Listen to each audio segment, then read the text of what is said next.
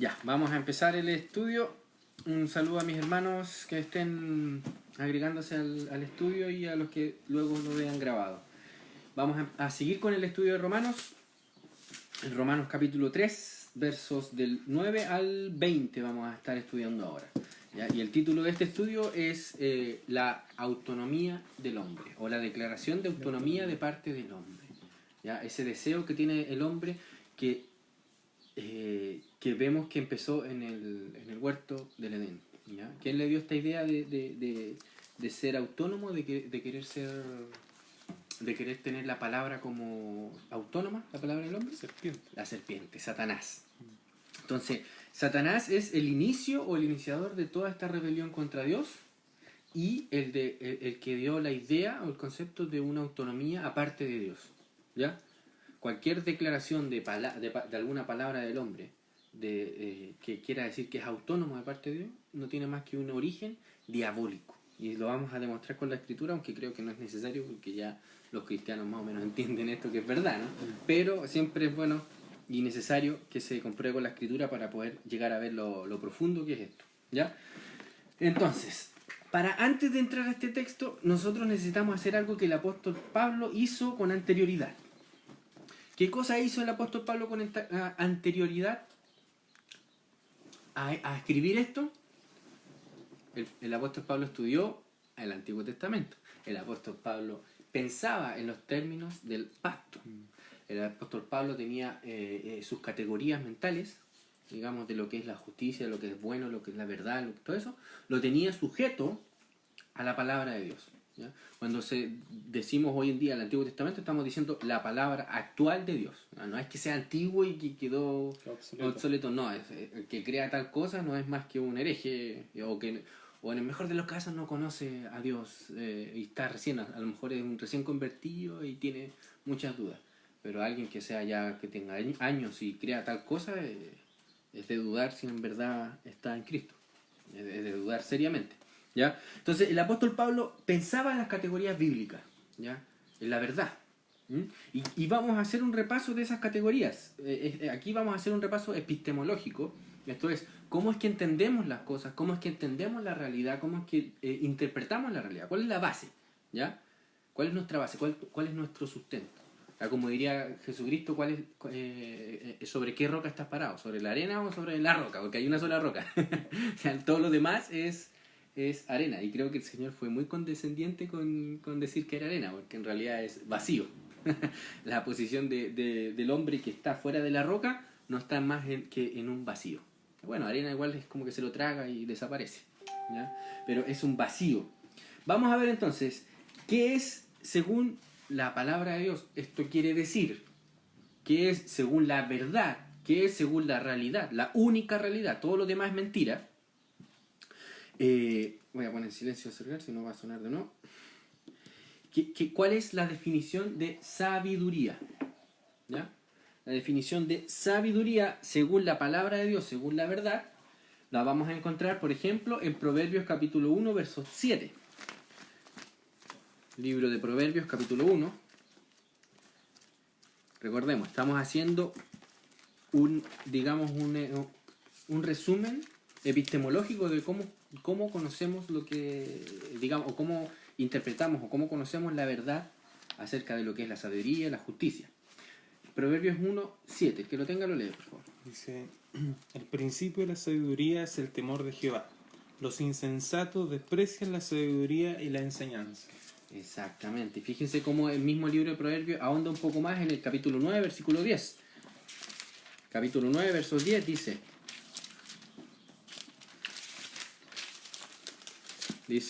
el temor de Jehová es el principio de la sabiduría. El temor de Jehová es el principio. Desde ahí empieza la sabiduría. O sea, que si tú quieres llegar a tener algún entendimiento de alguna sabiduría, debes empezar en Dios. Cualquier cosa que no empiece en Dios no es sabiduría. Cualquier, digamos, sabiduría humana que no tenga sus inicios en el temor de Dios o en Dios mismo, no es más que necedad, no es más que vacío, una idea blasfema. ¿Me entiendes? Porque no empieza en Dios. no empieza en él. Y fíjense lo que sigue diciendo. Dice que el temor de Jehová es el principio de la sabiduría. Y el conocimiento del Santísimo, ¿qué es? La inteligencia. La inteligencia. La inteligencia, la sabiduría, todo tiene su fundamento en Dios.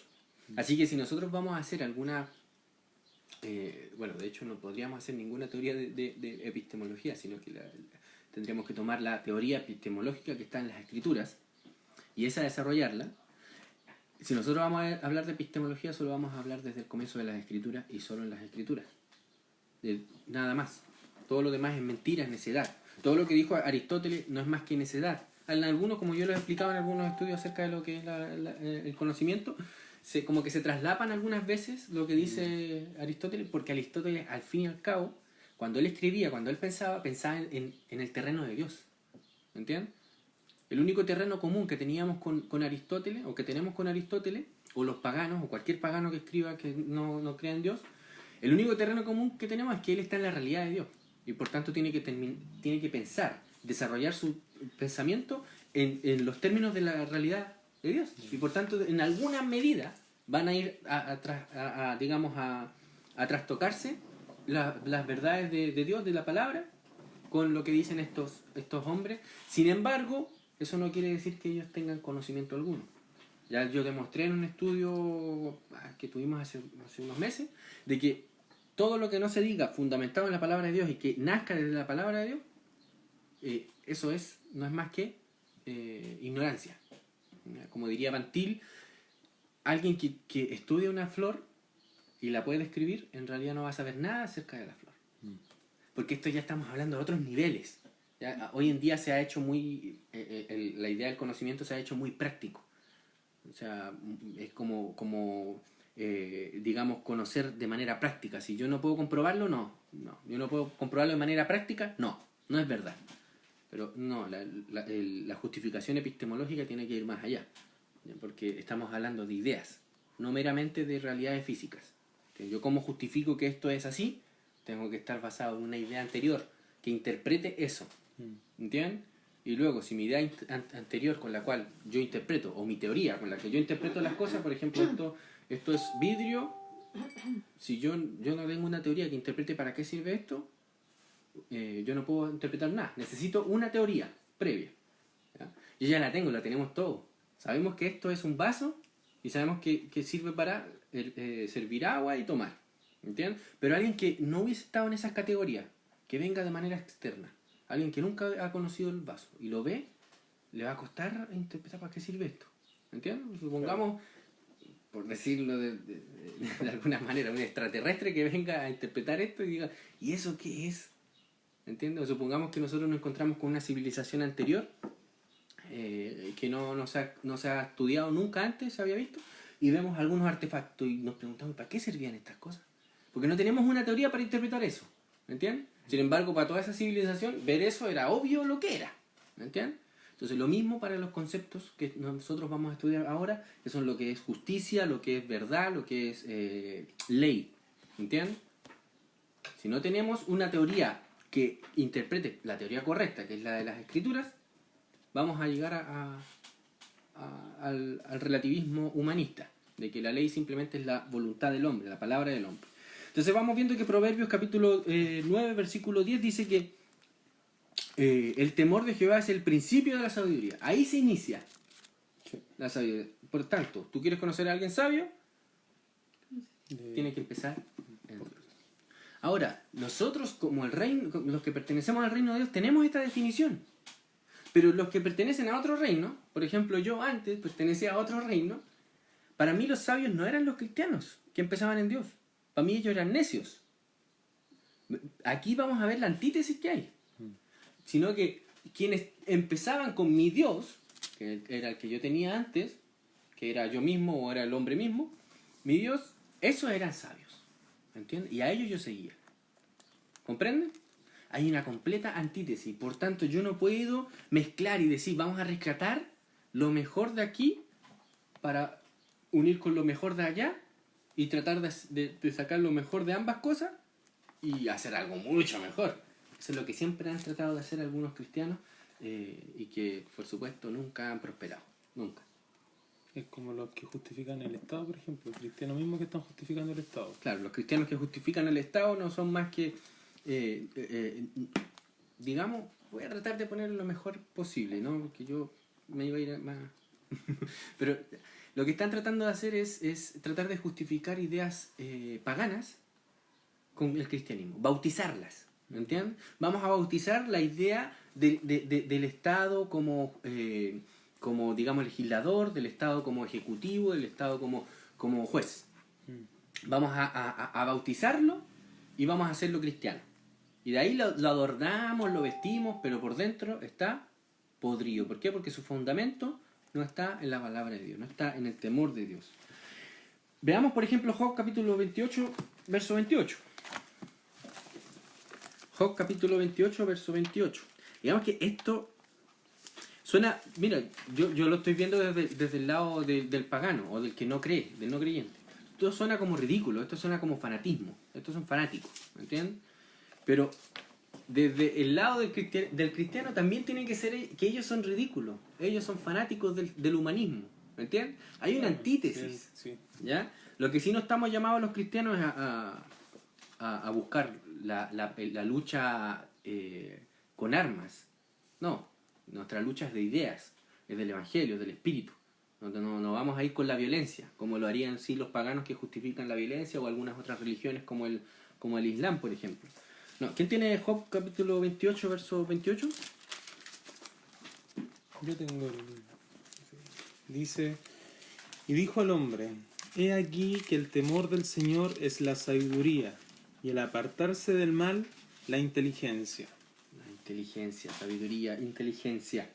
Ahí está fundamentado en el Antiguo Testamento, en la Escritura, lo que es la sabiduría. Veamos qué es lo que pasa en el Salmo, qué nos relata el Salmo 111, verso 10. Salmo 111, verso 10. Dice, el principio de la sabiduría es el temor de Jehová. Buen entendimiento tienen todos los que practican. ¿Qué cosa? Sus mandamientos. Sus mandamientos. Sus mandamientos.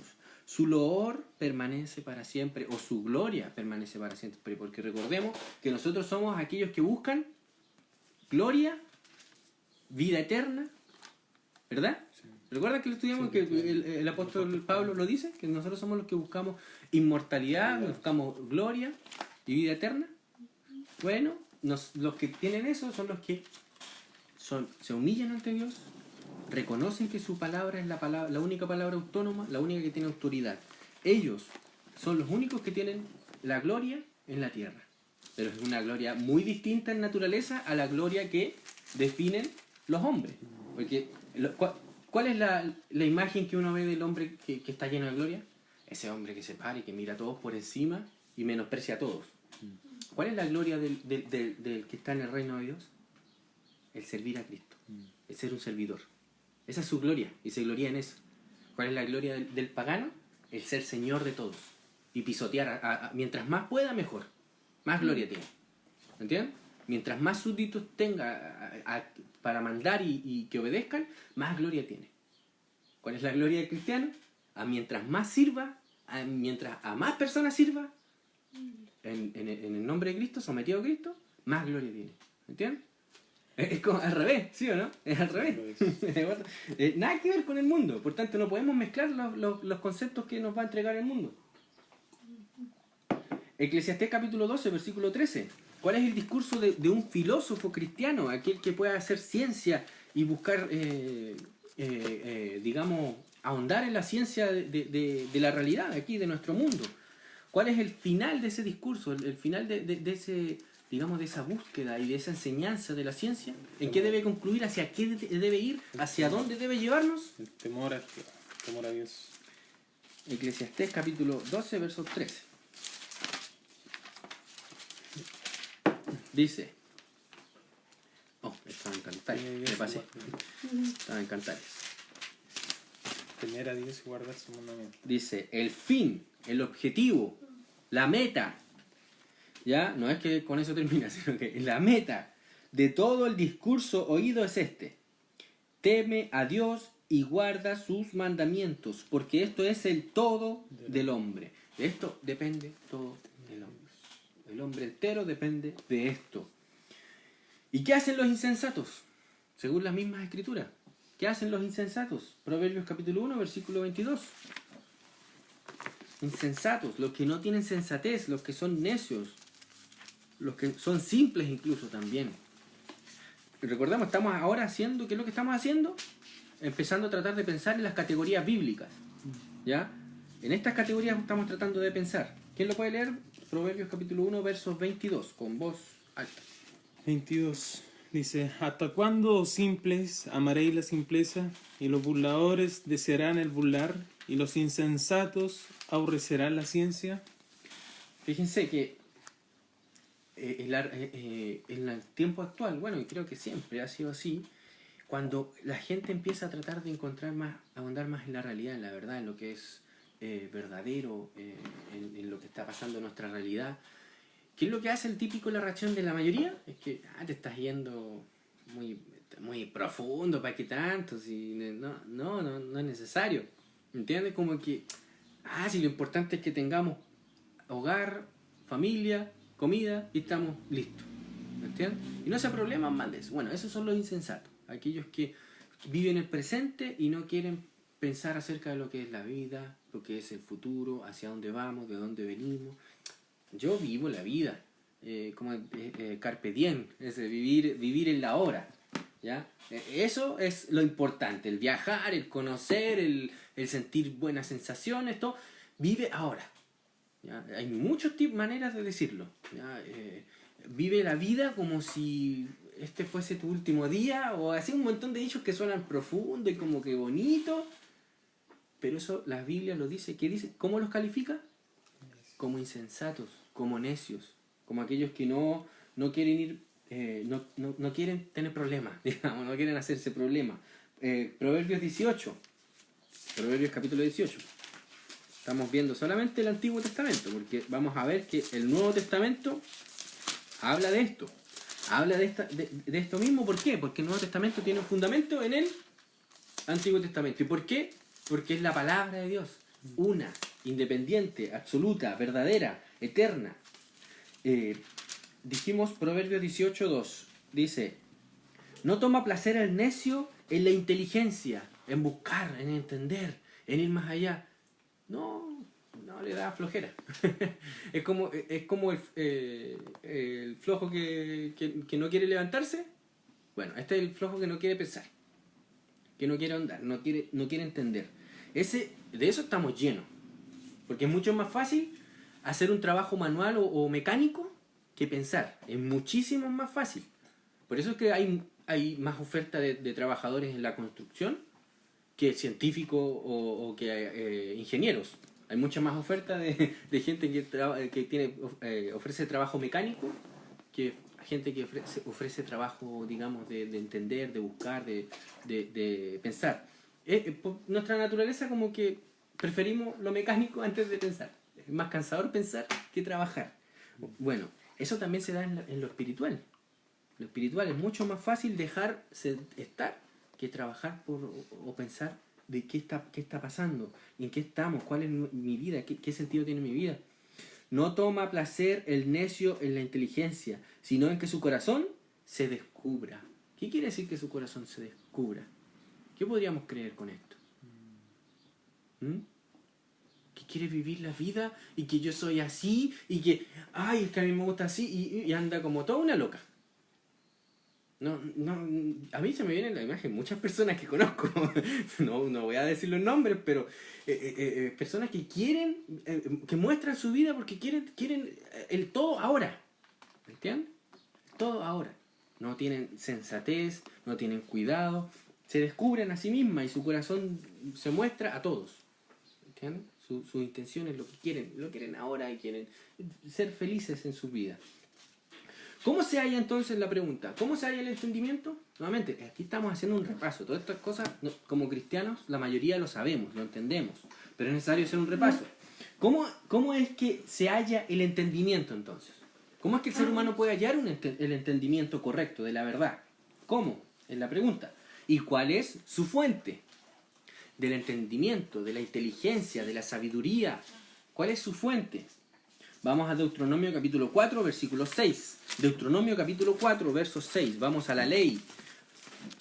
¿Esa es la ley o también estábamos en la ley anteriormente? Estamos en toda la ley. Estamos en la ley porque la palabra de Dios es la ley. Toda la palabra de Dios es palabra, ley de Dios. Deuteronomio capítulo 4, verso 6. Me pasé.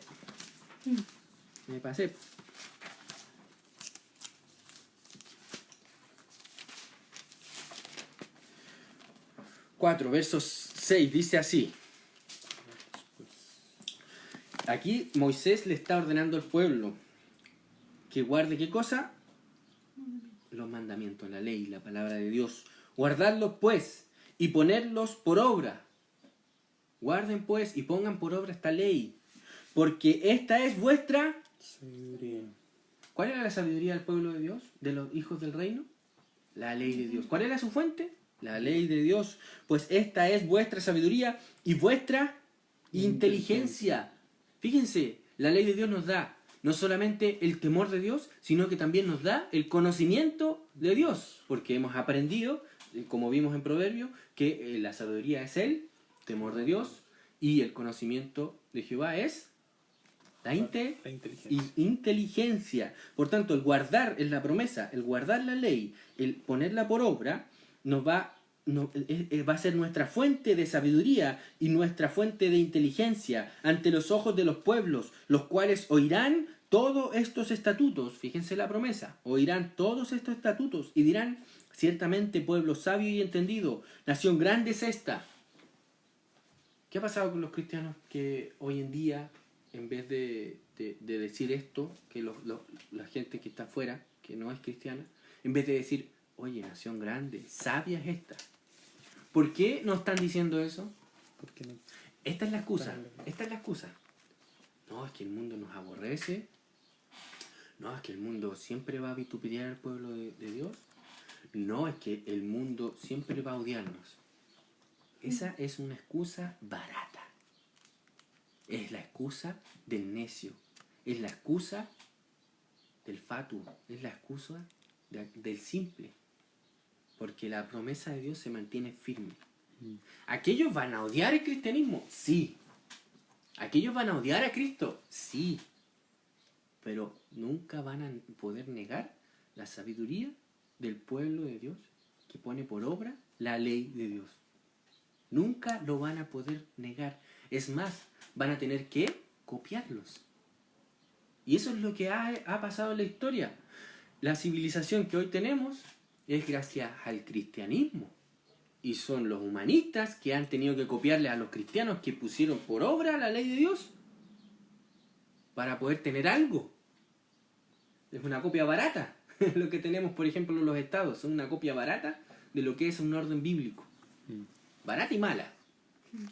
Pero la promesa es, y se mantiene, que aquellos que ponen por obra la ley de Dios, que aquellos que ponen por obra el temor del Señor y el conocimiento del Señor, que es la inteligencia, los paganos nos van a ver y van a decir, pueblo sabio es este. Porque no les va a quedar otra. Porque las obras van a hablar por sí mismos. ¿Y por qué las obras hoy en día no están hablando por sí mismos? ¿Por qué los cristianos hoy en día somos tan impotentes? No tenemos autoridad, no tenemos nada, no hay nada. El cristiano hoy en día no tiene nada, más que un rinconcito en la sociedad apartado y que por favor no diga nada, que es en su mundito. ¿Por qué? Porque no hemos puesto por obra la ley. Es más, no solo eso, sino que hemos estado negando la ley y justificando la palabra autónoma del hombre. ¿Entienden la idea? Negamos la ley y Dios decimos, no, es que ya no estamos bajo la ley, ya no estamos bajo la ley, estamos bajo la gracia. Y así se niega la ley de Dios. Pongo esa voz porque así debería, yo creo que lo escucha el Señor a aquellos que dicen tales cosas, como necios, como torpes, como estúpidos. Porque no hay, si es la fuente de la sabiduría, de la inteligencia, es la ley, y alguien niega la ley, ¿qué es? Un necio, un idiota, un estúpido. Eso es lo que es. Vemos, ahora entendemos la forma en la que pensaba el apóstol Pablo, ¿no? En los términos, las categorías en las que pensaba el apóstol Pablo. Entonces la pregunta, que es obvia, ¿no? La respuesta, pero es necesario hacerla y es necesario responderla. ¿Cómo se halla entendimiento entonces? Poniendo por obra la palabra ley de Dios. ¿Cuál es la fuente de esta sabiduría? La palabra ley de Dios. ¿Ya? Recordemos que la palabra de Dios viene de su propia boca, viene de su ser mismo. Así que tiene la misma naturaleza de Él. ¿Entiendes? Es eterna, es perfecta, es poderosa. O sea, los atributos de la palabra son divinos, los de la palabra de Dios. ¿Entiendes? Tienen los atributos de Dios. Hereda por decirlo así, la naturaleza de Dios. Porque Él es más. Vamos más allá. La misma palabra de Dios nos revela que la palabra de Dios se encarnó. ¿Y quién es el que se encarnó? Jesucristo, que es la palabra de Dios. Salmo 111, versículo 10 también nos revela que la inteligencia, la sabiduría está en aquellos que ponen su esperanza, su fe en la ley de Dios. Miren lo que ya lo habíamos leído, me parece, el Salmo 110, versículo 111. Sí, 111, versículo 10. Lo leíamos de nuevo para que quede más recalcado y nos quede en nuestros corazones. Sí, dice, el principio de la sabiduría es el temor de Jehová. Buen entendimiento tienen todos los que practican sus mandamientos. Y esto es en contraste. Esto quiere decir, mal entendimiento tienen los que no practican sus mandamientos. ¿Ya? Su loor permanece para siempre. Vimos lo que era la gloria de los hijos del reino. Esta sabiduría es muy alta, es altísima. Estamos hablando de algo que es profundo, que uno por más que escarbe, nunca va a terminar de ver lo ancho, lo extenso, lo largo, lo profundo, póngale toda la forma de esta sabiduría. Es muy, muy trascendente esta sabiduría.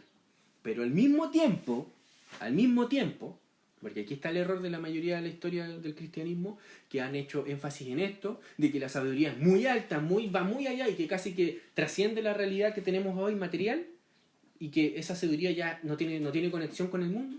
Ese es el peligro grave por el cual ha caído muchas veces la iglesia. Desconectamos la realidad de Dios con el mundo. No, esta sabiduría es altísima, es trascendente, es una cosa que no tiene medida. Pero al mismo tiempo es muy práctica, es muy material. ¿Entienden?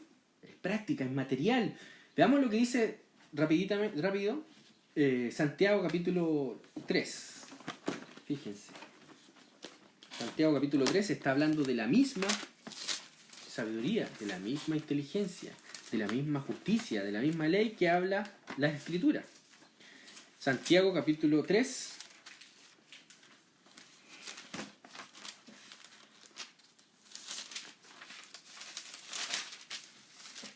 Verso 13.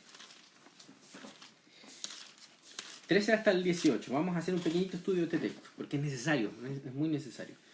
Santiago capítulo 3, 13 dice, ¿quién es sabio y entendido entre vosotros? Pregunta Santiago.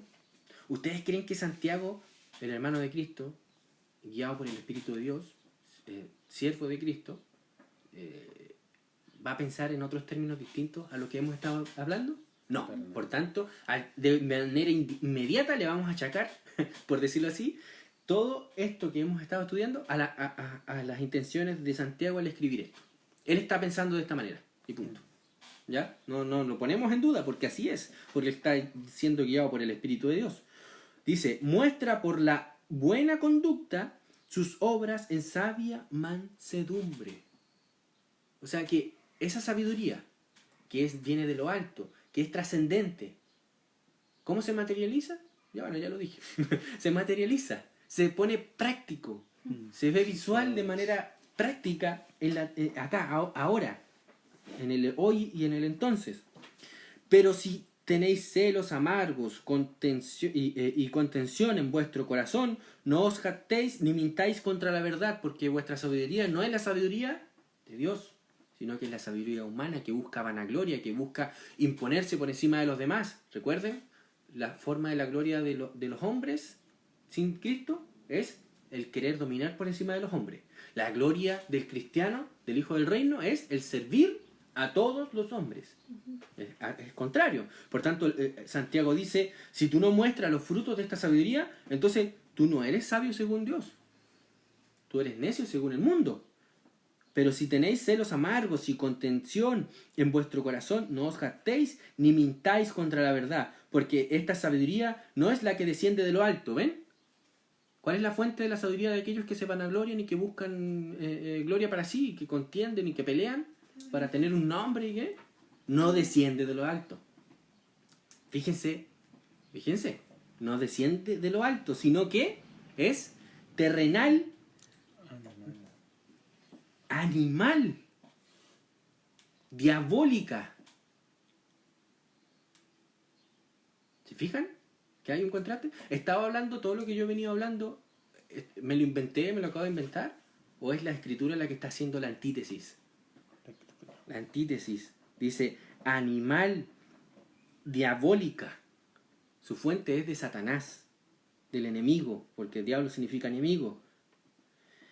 Dice, porque donde hay celos y contención, allí hay perturbación y toda obra perversa. La sabiduría se hace mostrar en la práctica, se materializa. Y de ahí nosotros podemos ver de dónde viene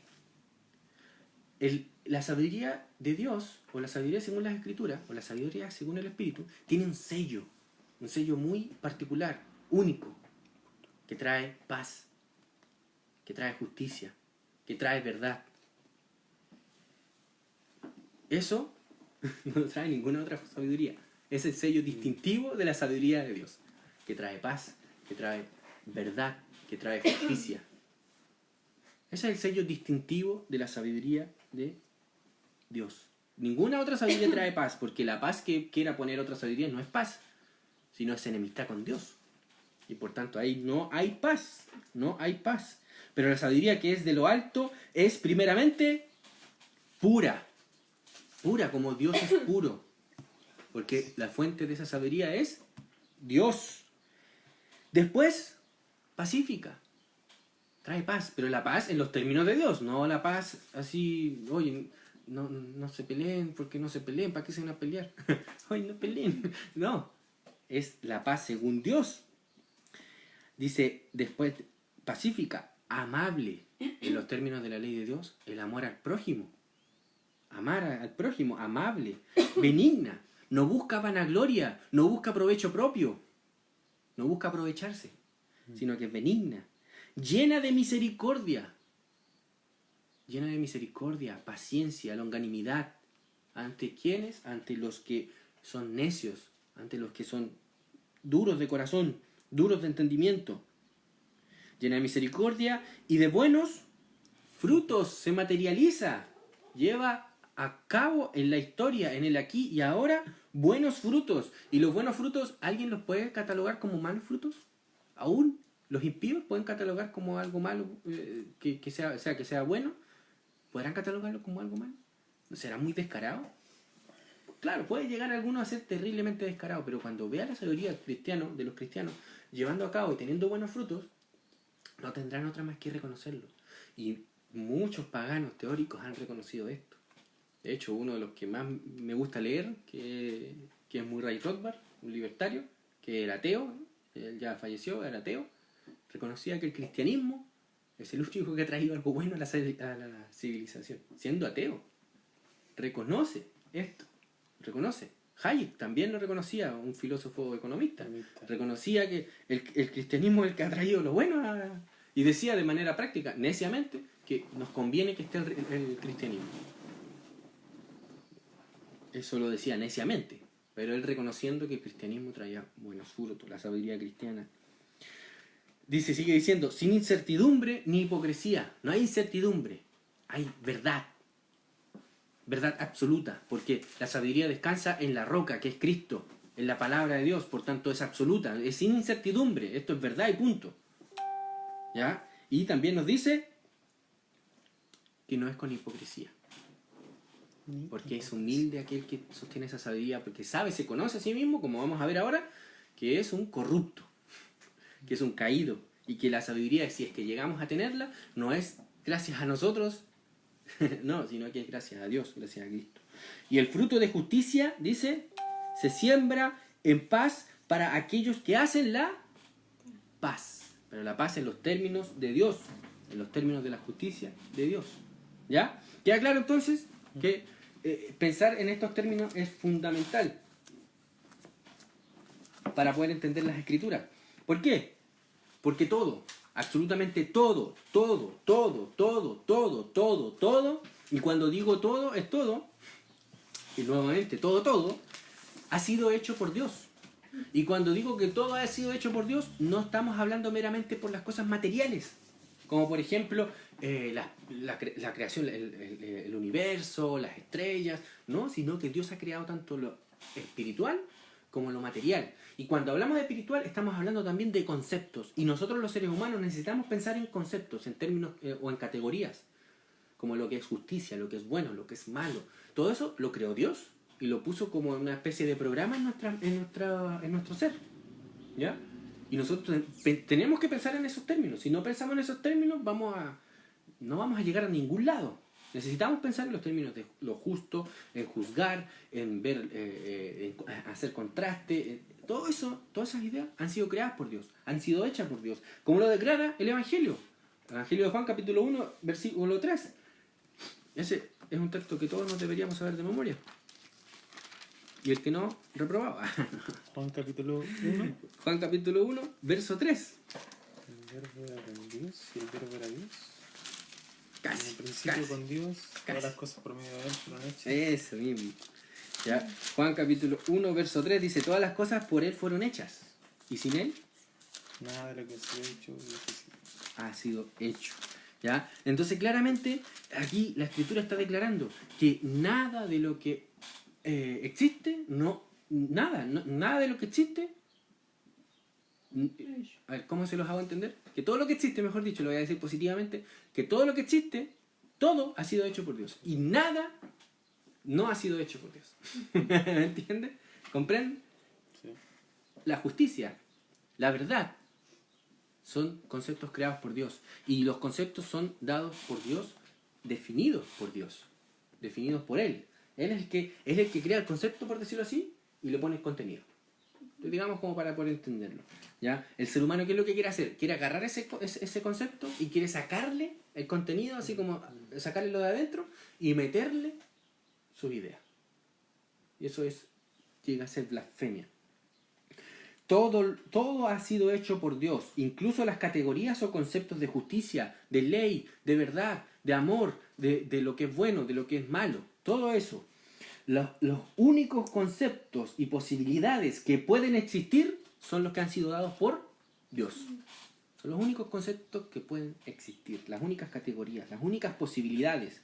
¿Ya? De ahí que el molinismo sea nada más que una blasfemia y sea una estupidez. O sea, algo necio, porque se aleja. Nuevamente, cuando yo digo que es algo estúpido, algo necio, me estoy refiriendo no porque yo considero que sea estúpido, sino porque se aleja de la palabra de Dios, por tanto es necio. Ya, Pablo en Romanos capítulo 3, versos 9 al 20, y ahora sí vamos a entrar a Romanos, después de haber hecho esta, digamos, salvedad, o mejor dicho, prepararnos para leer este texto, vamos a decir que Pablo en Romanos capítulo 3, versículos 9 al 20, no solo acusa el comportamiento y las obras de los hombres, sino que también acusa los conceptos autónomos de justicia, verdad, ley, etc., de los hombres sin Dios. O sea, no está juzgando meramente las obras que llevan a cabo los hombres, sino que está juzgando el pensamiento, las categorías que tienen los hombres sin Dios. ¿Ya? Y empieza en Romanos capítulo 3, el apóstol Pablo empieza citando, ¿qué cosa? El Antiguo Testamento. Miren cómo empieza. ¿Se recuerdan lo que estudiamos anteriormente? Ya, lo que estudiamos anteriormente es cómo Dios juzga a todos. Él es el único que puede juzgar a todos y que condena a todos, y que no hay ninguna persona que tenga un estatus para tener una excepción ante Dios, sino que todos son juzgados por su palabra ley. Entonces pregunta el apóstol Pablo, después de demostrar que Dios juzga a todos con la ley de Dios. Dice, ¿qué pues? ¿Somos nosotros mejores que ellos? O sea, ¿estamos nosotros teniendo un estatus que nos permite tener una excepción ante la ley de Dios? No, porque ya el apóstol Pablo había demostrado que nadie tiene ese estatus, que nadie puede saltarse el juicio de Dios. ¿Somos nosotros mejores que ellos? En ninguna manera, pues ya hemos acusado tanto a judíos y a gentiles, que todos están bajo pecado, bajo el juicio de la ley de Dios, la acusación. Y aquí ahora empieza a citar la palabra de Dios. Ni siquiera él empieza él ha dado un razonamiento anteriormente, de un razonamiento guiado por el Espíritu de Dios y un razonamiento lógico. ¿Se recuerdan que hablamos de eso? Sí. Un razonamiento muy según Jesucristo. ¿Se acuerdan que Jesucristo razonaba así? Que respondía una pregunta con otra pregunta y las explicaciones de responder la pregunta con la que Jesucristo respondió traía la respuesta. Entonces ahora empieza el apóstol Pablo, dice, ahora voy a respaldar todo con las Escrituras. Todo con las Escrituras. Y empieza a citar un montón de textos. Dice, como está escrito, no hay justo ni aun uno. Ese es el Salmo capítulo 14. Perdón, Salmo 14, no capítulo 14. Salmo 14. Mire lo que dice el Salmo 14 rapidito. Del 1 al 3. Del 1 al 3.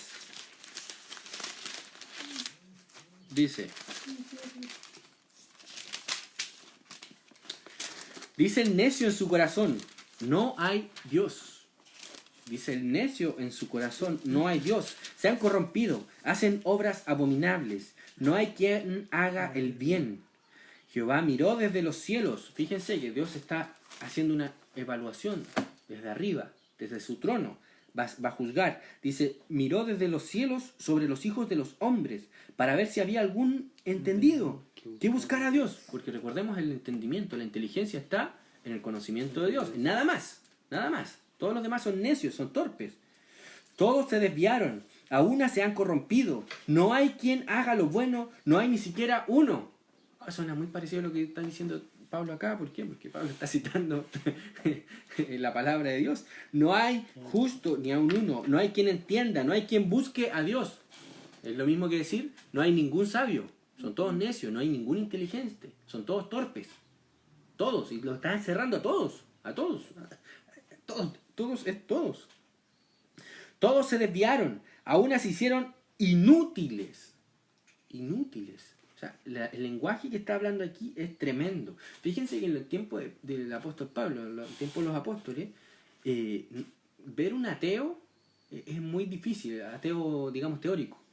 Casi que no se veían. Eran como que no existían. Todo el mundo creía en dioses. Todo el mundo.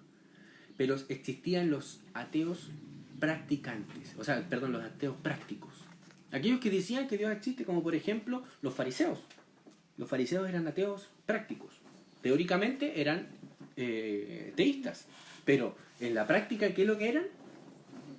Ateos. ¿Por qué? Porque su sabiduría, su autoridad, su inteligencia, lo que era bueno para ellos, lo que era malo para ellos, no estaba como fuente de definición en Dios, sino en su palabra. La palabra de ellos, la palabra autónoma de ellos, definían lo que era bueno, lo que era malo. Y ellos le daban el sentido a la palabra de Dios, que ellos quisieran, con sus interpretaciones. No dejaban hablar a la palabra, sino que ellos le hablaban a la palabra y la palabra tenía que acomodarse a ellos. Por tanto, los ateos que habían en los tiempos de Pablo, de los apóstoles, eran ateos practicantes. Y esos son mucho peor que los ateos teóricos. Son mucho peor. ¿Por qué? Porque, como dice anteriormente, vimos que por culpa de aquellos ateos prácticos, es blasfemado el nombre de Dios. ¿Se acuerdan? Que el apóstol Pablo hace una acusación citando a Isaías contra los fariseos. Esos son los peores porque blasfeman contra Dios de una manera peor, más horrible. Mayor condenación, porque ya vimos en el capítulo 2 que mayor condenación tienen aquellos que tienen la palabra de Dios a su alcance, la han estudiado, la leen, pero aún así la menosprecian, la desprecian y blasfeman contra Dios. Mayor condenación tendrán porque mayor responsabilidad tienen. Entonces dice, todos se desviaron, aún se hicieron inútiles. No hay quien haga lo bueno, no hay ni siquiera uno. Ni siquiera uno. Sepulcro abierto es su garganta. Fíjense que no hay ninguno bueno, no hay ninguno que haga el bien, no hay ninguno inteligente, no hay ninguno sabio. Más encima, aún de eso, no solamente que sean torpes, no solamente que sean estúpidos, no solamente que sean idiotas, sino que ahondan más allá y son todo lo contrario. En vez de ser benignos, en vez de buscar la paz, en vez de buscar la justicia, dice el apóstol Pablo que sepulcro abierto es su garganta. Cuando habla el ser humano caído, está ahí el sepulcro. ¿Y qué es lo que hacen los sepulcros abiertos? ¿Están esperando a qué? A los cuerpos, a los muertos, que se depositen los muertos ahí, que hayan muertos, que se mate gente, para que, o que se mate, o que se mueran gente, y que lleguen al sepulcro. Sepulcro abierto. Y este sepulcro abierto, como dice Calvino, no tiene fondo. Es sin fondo este sepulcro abierto. Sepulcro abierto es su garganta, con su lengua engañan. O sea que no solamente buscan que la condenación de los demás, sino que la promueven, la enseñan, buscan apartar a los hombres de Dios, de su verdad, para que se vayan con ellos y mueran junto con ellos. Sepulcro abierto es su garganta, con su lengua engañan, veneno de áspides, esto es, veneno de serpientes, hay debajo de sus labios. Fíjense, esta es la descripción de todo hombre, en términos generales, ¿ya? En la humanidad, por decirlo así. La humanidad caída, la condición de la humanidad caída es esta. Tanto mujeres como hombres, las mujeres no se salvan, ¿eh? Así que cuidado. Veneno de serpientes hay debajo de sus labios. Su boca está llena de maldición y de amargura. Si ustedes leen esto junto con el contraste que leímos en Santiago capítulo 3, versos 13 y siguientes, van a ver una comparación. Que la sabiduría de Dios hay paz, paciencia, hay misericordia. En la sabiduría del hombre es esto que estamos viendo acá. Es el de salvarse a uno mismo, el buscar nuestro propio provecho. Su boca está llena de maldición y de amargura. Sus pies se apresuran para derramar sangre. O sea, esto es algo que la historia nos lo ha comprobado 1001 veces. El hombre siempre busca con su lengua llevar a otras personas, al mundo, a todo el mundo si es posible, para su causa, para sus propios propósitos, y matar a todos aquellos que se pongan en contra de ellos. Ejemplo, tenemos a Stalin, a Hitler, a los estados. La creación de los estados viene, aquí está la fuente. Aquí está la fuente en esta sabiduría, la sabiduría humana. De aquí nace el Estado. El Estado es una forma de llevar a cabo los pensamientos de los hombres caídos, ¿ya? Y ustedes estudian la historia de cómo nacieron los estados modernos. Francia, por ejemplo, la Revolución Francesa, donde nació el primer estado moderno. ¿Qué manera de matar gente eso? Se acusaban unos con otros. Era esto, era que no hay quien haga lo bueno, no hay ni siquiera uno en eso, entre ellos que estaban planeando aquel nuevo estado, aquella nueva vida. Sepulcro abierto era su garganta, todos querían matar a los enemigos, a los que lo contrariaban, con su lengua engañaban. ¿Saben qué? Las luchas que habían entre ellos, en los que crearon el Estado de Francia, el Estado moderno, la Revolución Francesa, cada uno se culpaban unos con otros de enemigos de la revolución. Este es enemigo de la revolución, matémoslo. ¿Y se inventó qué cosa? Guillotón creo que fue el que inventó una nueva forma de matar de ejecutar a las personas. Se creó la guillotina. Y con esa ejecutaban a todos los que eran enemigos de la revolución. Y murieron cientos de miles de personas que supuestamente cualquiera que era acusado de traición a la revolución o de ser contrario a la revolución era muerto. El Estado moderno fue creado en estos términos, en los términos de la sabiduría humana. Está aquí de manera relatada muy fidedigna. Su boca está llena de maldición y de amargura. Sus pies se apresuran para derramar sangre. Nuevamente, estudiar la historia de los estados modernos es estudiar la historia de la sabiduría de los hombres caídos. Porque a eso lleva los hombres caídos unidos. Si no, leamos el Salmo capítulo 2. Salmo capítulo 2, para que quede claro. Salmo 2, para que vean que yo no estoy aquí diciéndolo porque es que el José le tiene malas el Estado, por eso siempre donde lee va a haber algo contra el Estado. Supongamos que pienso así. Bueno, veamos si la Biblia me corrobora lo que estoy diciendo. ¿Qué dice las Escrituras? Dice, ¿por qué se amotinan las gentes y los pueblos piensan cosas vanas? O sea, piensan en los términos de la sabiduría humana, caída. Se levantarán los reyes de la tierra y príncipes consultarán unidos contra Jehová y contra su ungido, diciendo, rompamos sus ligaduras. Esto es la ley de Dios. Quitémosla de en medio, aquella que nos retiene, aquella que nos limita, y echemos de nosotros sus cuerdas. ¿Qué va a hacer el que mora en los cielos? Se va a reír de ellos. Sigamos en Romano entonces. Estamos viendo entonces a lo que llega, a los niveles que llega esta sabiduría humana, a los estados modernos. Y no solo los estados modernos, sino que antiguamente todos los imperios antiguos también buscaban esto. Quebranto y desventura hay en sus caminos. Quebranto y desventura no son bienaventurados. No hay alegría. No hay alegría, no hay felicidad, sino que hay quebranto, hay dolor. No hay sanidad en esos caminos. Hay dolor. Hay dolor terrible. Si no, veamos en qué ha terminado todas las naciones en la historia que se han opuesto a Dios. Y desventura hay en sus caminos. Y no conocieron camino de paz. ¿Cuál es el camino de paz según Santiago capítulo 3, versos 20? Paz, justicia. La justicia trae paz y la paz trae justicia en los términos de Dios. Ahora hago yo la pregunta, después de haber leído esta explicación de la condición del ser humano. ¿Está calificado el ser humano? ¿Está calificado aún siendo redimido? ¿Está calificado el ser humano para ser fuente de ley? ¿Está calificado el ser humano para decir lo que es bueno en sus términos?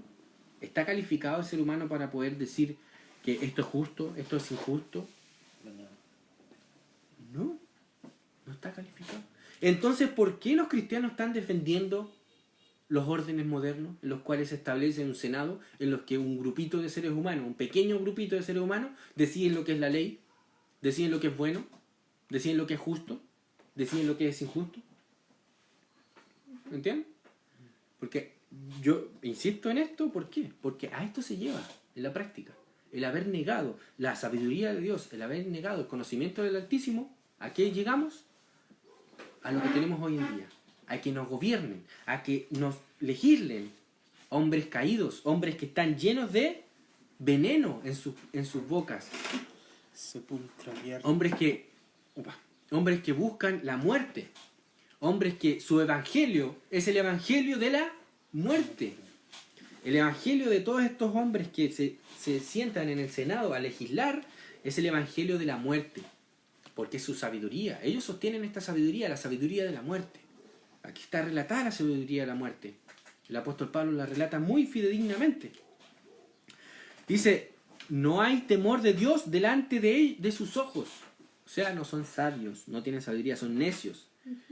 Y aquí viene lo que es difícil. ¿Ya? Difícil para los que dicen, estamos bajo la ley, estamos bajo la gracia. No, la ley no. Dice, pero sabemos que todo lo que la ley dice, lo dice a los que están bajo la condenación de la ley.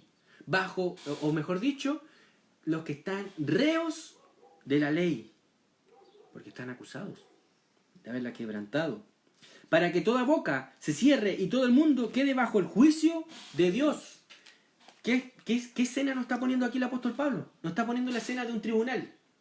Del acusado y el acusador. ¿Y qué es lo que está haciendo el acusador? Está entregando un argumento tan bueno que el acusado lo único que va a poder hacer es cerrar su boca y esperar la condenación. Esa es la imagen que nos está entregando aquí el apóstol Pablo. La imagen de un tribunal en el que el acusador ha dado un argumento tan fuerte que el acusado no le queda más que quedarse callado y esperar la condenación. Así es, tal cual. No es aquella imagen que nos muestra también el Antiguo Testamento en el que los pecadores al ver a Dios no pueden decir nada. Por ejemplo, Job cuando decía, tapo mi boca. Porque esa era por la gloria de Dios, la majestad que los dejó con la boca tapada, que no podían decir nada por la majestad. No, la imagen de aquí es que la argumentación que está dando el acusador contra el acusado ha sido tan buena y tan veraz, tan eficaz, tan verdadera, tan fiel a la realidad, que el acusado no le queda más que quedarse callado, lleno de vergüenza, porque ha sido pillado, por decirlo así. Ha sido pillado. Ahora entienden la imagen que se le pone. Entonces, pero sabemos que todos los que todo lo que la ley dice, lo dice a los que están reos o los que son reos de la ley. Son reos de la ley. Y es la ley el acusador. ¿Entienden? Es la ley el acusador. ¿El acusado quiénes son? Somos nosotros. Todos los seres humanos. Todos somos nosotros los acusados. Para que toda boca se cierre y todo el mundo quede bajo el juicio de Dios, ya que por las obras de la ley ningún ser humano será justificado delante de él. Y aquí viene la dificultad. ¿Puede haber una justificación por la obra de la ley? No. Nunca la ley fue entregada con ese propósito. Sin embargo, hay un mérito que entrega la ley cuando la gente obra. Pero ese mérito, por decirlo de alguna manera así bien difícil de explicar o de entender nosotros, porque la revelación de Dios es muy profunda, se basa en la promesa del pacto y no en los méritos que yo acumule. ¿Entiendes? Sí. Cuando yo obedezco la ley, yo voy a tener bienaventuranza, yo voy a tener bendición, pero no en virtud de mi obediencia, sino en virtud del pacto. ¿Me entiendes? ¿Comprenden? Y para obtener esa bendición, para obtener esa bienaventuranza, yo necesito estar en el pacto. Y yo creo que ya que hasta ahora hemos quedado claro cómo es que entramos en el pacto. En los primeros estudios. Se entra en el pacto por la gracia de Dios solamente. El fundamento de entrar al pacto es la gracia, no las obras. Pero estando en el pacto, cuando nosotros obramos, obtenemos bendiciones según nuestras obras. Y esa es por la promesa del pacto, no por nuestro mérito. ¿Me entienden? ¿Comprenden la idea? Entonces, aquí estamos hablando de una condición desgraciada, fuera del pacto. Y es por eso que fuera del pacto, el apóstol Pablo dice, ya que por las obras de la ley ningún ser humano será justificado delante de él, porque por medio de la ley es el conocimiento del pecado. Por medio de la ley es el conocimiento del pecado. Entonces, nuevamente hago la pregunta. ¿El hombre está capacitado para decir lo que es justo, lo que es bueno, para ser fuente de eso? No. Entonces el pensamiento del hombre, cuando se aparta de Dios y toma estas categorías y las independiza de Dios, porque no solamente el hombre se aparta de Dios, sino que también busca apartar estas categorías de Dios y decir que lo que es justo es, por decirlo así, independientemente de Dios, justo. No sé si me doy a entender. Por ejemplo, no matar es ley justa, aparte de Dios. ¿Comprenden la idea? No entiendo. Mire, en el Senado, por ejemplo, hoy en día, o la ley chilena, o la ley de las naciones, dice que matar es malo. Eso está claro en todas las leyes. ¿Pero esa ley es justa? Hago la pregunta. ¿Esa ley es justa? No, porque su fuente no es Dios y la están declarando independiente, autónoma de Dios. ¿Me entienden? Por tanto, cuando hablamos de justicia, estamos hablando de Dios. Lo quieran o no lo quieran. Les guste o no les guste. Cuando hablan de justicia, hablan de Dios. Y cuando alguien está hablando de justicia y no en los términos de Dios, ¿qué es lo que está haciendo? Está blasfemando, porque una blasfemia es una declaración de que Dios ha dicho algo que Él no ha dicho o que Dios tiene un atributo que Él no se atribuye. ¿Me entiendes? Porque los atributos de Dios son los que Él se atribuye a sí mismo. No lo que nosotros le atribuimos, sino que Él se atribuye. Yo soy. Yo existo por mí mismo. Yo soy todopoderoso. Yo me los atribuyo, no tú. Nosotros no le atribuimos nada a Dios. Él se los atribuye a sí mismo. Entonces, es una blasfemia decir que lo que son las leyes de los estados hoy en día son justas. Eso es una blasfemia. Porque los hombres han creado esos conceptos, o han sacado el concepto de justicia, por decirlo así, la pelotita, digamos, por darle una imagen, le sacaron el relleno de lo que Dios le puso el contenido y pusieron su propio contenido de justicia. Y la sellaron. Y eso lo pusieron como justicia en sus leyes. Eso es blasfemia. Eso es injusticia. Eso es la palabra autónoma del hombre. ¿Entiendes?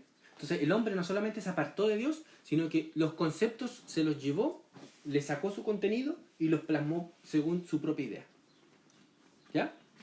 Esa es otra consecuencia de la sabiduría de los seres humanos caídos. ¿Entienden?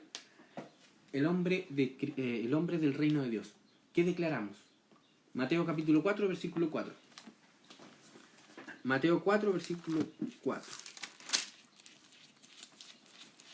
Los hijos del reino, aquellos que somos fieles a la ley de Dios, a su palabra, bienaventurados, porque somos obedientes a la ley por la gracia de Dios que nos ha puesto en su pacto. ¿Qué declaramos? Junto con Cristo, junto con la ley.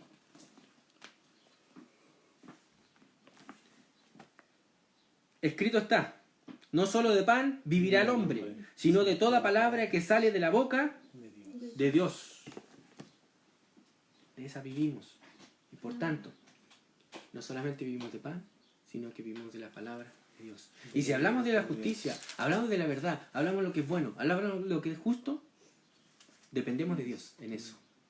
Absolutamente dependemos de Dios, así como dependemos de las bondades de Dios en la creación del alimento, así dependemos de la palabra de Dios. Dependemos de su justicia, de lo que Él define como justicia, de lo que Él define que es bueno, de lo que Él define que es malo.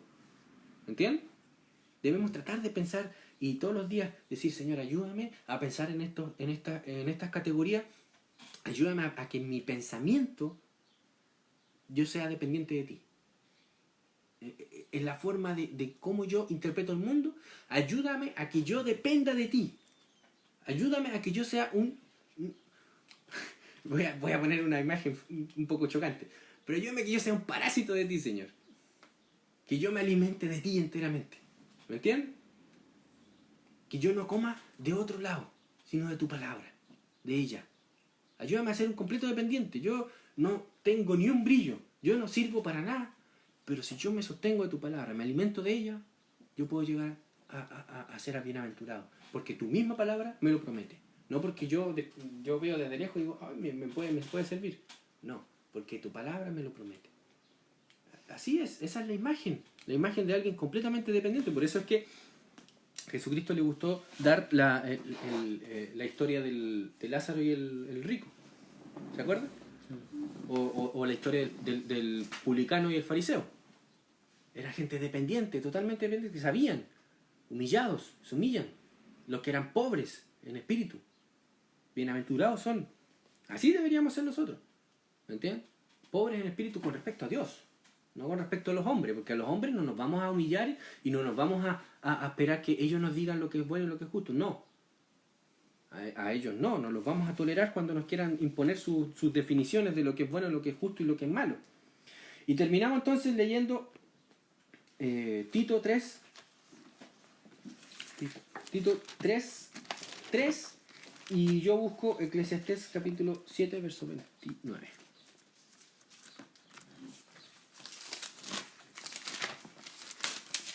El Adolfo que lea Tito 3, verso 3.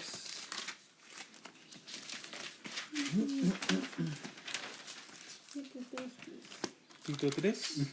Verso 3. Ah, se me perdió. Está después ¿Ahí de lo Timoteo. encontró? Sí, ¿ahí lo encontró antes?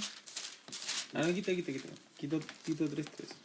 Porque nosotros también éramos en otro tiempo insensatos, rebeldes, extraviados, esclavos de concupiscencias y deleites diversos, viviendo en malicia y en envidia, aborrecibles y aborreciéndonos unos a otros. Queda claro que la entrada al pacto, ahora que nosotros estamos en el pacto, es por pura gracia, y que si nosotros tenemos algunas bendiciones de la ley, algunas bendiciones de nuestra obediencia y de nuestras buenas obras, es por la promesa del pacto y por la gracia de Dios, no por mérito alguno. Ni siquiera Adán, antes de la caída, tenía mérito alguno para que Dios le recompensara por su obediencia. Ningún mérito alguno tenía. Fíjense lo que dice Eclesiastés capítulo 7, versículo 29. He aquí, solamente esto he hallado, que Dios hizo al hombre recto, pero ellos buscaron muchas perversiones. Entonces, entendiendo ya Romanos capítulo 1, versículos 9 al 20, como la declaración de la autonomía del hombre, de la palabra autónoma del hombre, esto es, la fuente de la sabiduría del hombre caído, la fuente de la inteligencia del hombre caído, comprendiendo esto, vemos que hay una antítesis absoluta. Y por tanto, si nosotros queremos construir un reino, que es el reino de Cristo, no recurrimos a los paganos. Los paganos tienen que recurrir a nosotros para poder construir su propia civilización. Y eso lo han hecho en la historia. De hecho, los países que son más civilizados hoy en día, Estados Unidos y los países nórdicos, Europa, han llegado a ser lo que son gracias a el cristianismo. Gracias al cristianismo, porque ellos fueron cristianos en su inicio. En su inicio fueron cristianos. Entonces, esta es la mala noticia del Evangelio. Del Evangelio del Reino. ¿Cuál es? Que estamos podridos. Estamos bajo el juicio de Dios. Corruptos. Pero gracias a Dios damos que su gracia nos alcanza y nos coloca en su pacto, en su promesa. Pueden dejar los textos de Isaías 53:6 que nos muestra que por culpa de nuestra corrupción el Hijo de Dios vino y murió por nosotros, nos justificó. Isaías 59:8 también pueden revisar. Isaías 64:6, ver que esta mala noticia es fundamental en el Evangelio del Reino de Dios. La antítesis se declara. La sabiduría del hombre es diabólica, es animal, es perversa. La sabiduría de Dios es la única pura, la que trae paz, la que trae buenos frutos. ¿Entienden? Entonces, ahora sí que termino, lo prometo, este es el último texto. Salmos capítulo 5. ¿Cuál va a ser el fin de la palabra autónoma del hombre y el cúmulo de las palabras autónomas del hombre y esas instituciones que llaman Estado, que son la muestra máxima de las consecuencias de la sabiduría del hombre y la inteligencia del hombre caído? ¿Cuál es el fin? Salmos 5, verso 9. Porque en la boca de ellos no hay sinceridad. ¿Estoy bien? Sí. Sus entrañas son maldad. Sepulcro abierto es su garganta. Con su lengua hablan lisonjas. Castígalos, oh Dios. Caigan por sus mismos consejos. Por la multitud de sus transgresiones. Échalos fuera, porque se rebelaron contra ti. Dios promete destruir a los que proclaman su palabra como una palabra autónoma. Y ahora sí que termino con el último. Dios promete destruir a los que proclaman su palabra como una palabra autónoma. O sea, los hombres que están en el Senado. O sea, aquellos que creen en el Estado como algo necesario. Fíjense lo que dice. Salmo 12, versos 3 y 4. Jehová destruirá todos los labios lisonjeros, los mentirosos, los que engañan, esos los que hacen lisonjas, que tratan de engañar a las personas para poder convencerlos. Todos los labios lisonjeros y la lengua que habla jactanciosamente. La única lengua que puede hablar jactanciosamente es la que está fundamentada en la sabiduría caída del hombre, esa diabólica, ese animal. Y dice, a los que han dicho, por nuestra lengua prevaleceremos. ¿Qué quiere decir esto? Por nuestra palabra autónoma prevaleceremos. Aquellos, dice, nuestros labios son nuestros. ¿Quién es Señor de nosotros? El Señor los va a destruir. El Señor se va a reír de ellos. El Señor se ríe de ellos. Nos lo relata el Salmo capítulo 2. El Salmo 2. Salmo 2. Se ríe de ellos y los va a destruir. Los destruirá. Y nosotros estamos confiados que el Señor los va a destruir. Su fin es perecer. Pero el nuestro, ¿cuál es? La gloria. La inmortalidad, la esperanza, la victoria. ¿Ya?